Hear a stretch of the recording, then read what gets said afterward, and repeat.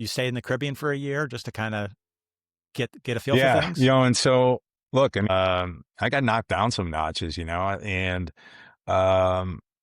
so when we got this boat, I was like, I was nervous. I was nervous about everything. I was nervous about a simple crossing. And so a friend of mine, uh, who's is a delivery captain, he's like, I'll come with you.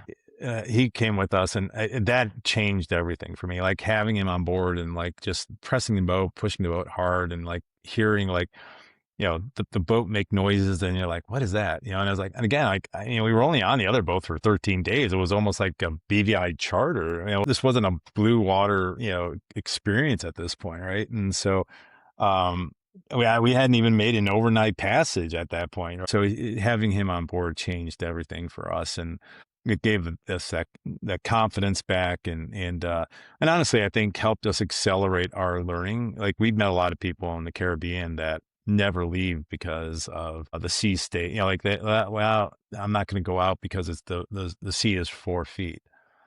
I laugh at that now because it's like, well, if you wait till the seas are less than 4 feet in the Pacific, you're never going to leave, right? And so, yeah, I know we just learned a lot from him, and I think accelerated our experience and our knowledge, and that's why we spent a year in the Caribbean. And the other thing I always hear about the Caribbean is if you spend more than 3 years in the Caribbean, you're never going anywhere else. Yeah. Um, and so that was in the back of my mind as well. And so we spent a year in the Caribbean, and it's like, we're going to the Panama Canal, man. I know what you're talking about though, Dave, because we used to charter in the BVI, and that was, it's like a pond. I mean, it's so Yeah, safe and it's yeah, so yeah, comforting, but you get so trapped in that comfort. And I was afraid to go even out the passageways out into blue open ocean. And so yeah. finally I went with a professional captain, and I sailed with him from St. Thomas up to Newport. And I'll never forget Mm, kind of leaving the islands.